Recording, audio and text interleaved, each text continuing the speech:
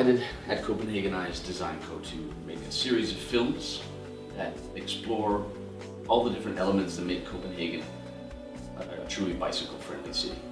And there's a lot of different details involved, a lot of the design and infrastructure details, but we thought it important to start with the big picture.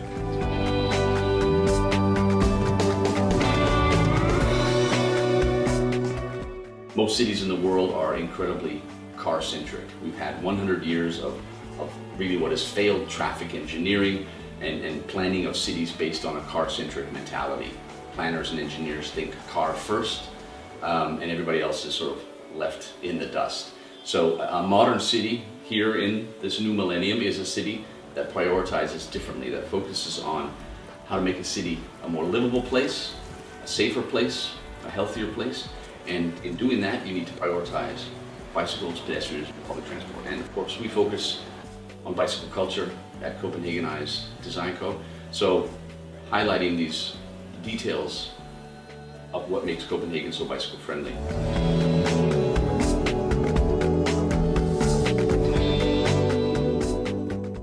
I think what defines the big picture in bicycle planning in Copenhagen is the uniformity of the bicycle network.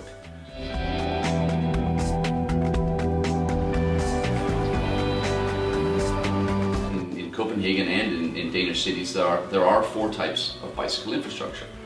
Number 1 is where you don't have any infrastructure, you have a 30 km/h zone or slower, so bicycles mix with cars, shared space concept.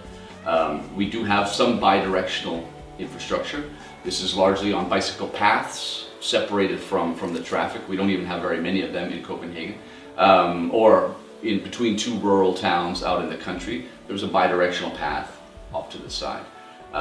Number 3 is painted lanes. You know, we still have them in some places in Copenhagen, and of course wide enough to accommodate 2 cyclists riding together.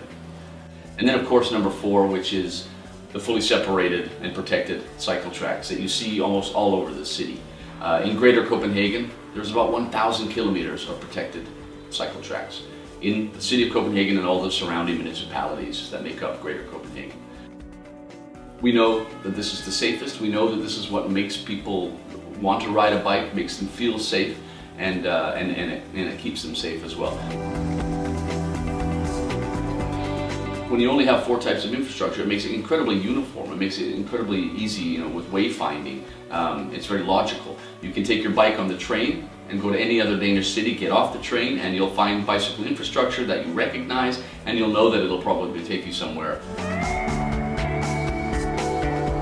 This uniformity in the Danish design of the bicycle infrastructure here is really one of the key elements to making Copenhagen a bicycle-friendly city.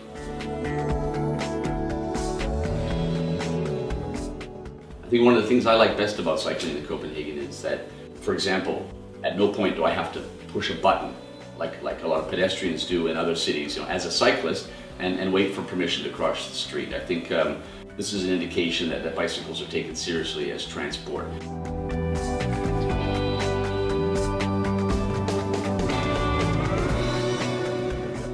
Riding in Copenhagen, riding a bicycle to the kindergarten, to school, to the supermarket, to meetings, to work and whatnot, is a pleasant experience. Even in the middle of a snowstorm or in the 40-degree heat in the summer, the bicycle is the fastest way to get around this city.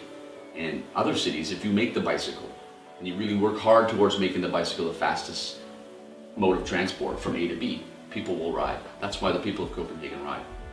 Prioritize the bicycle, and they will ride. If you build it, they will come.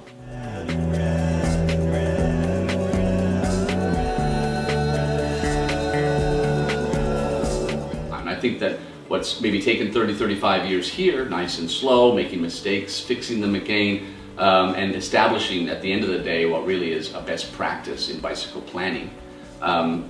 This is possible for other cities to do in 5 to 10 years with the right political will and engineers and planners who know how to plan for bicycles and who are willing to think bicycle first.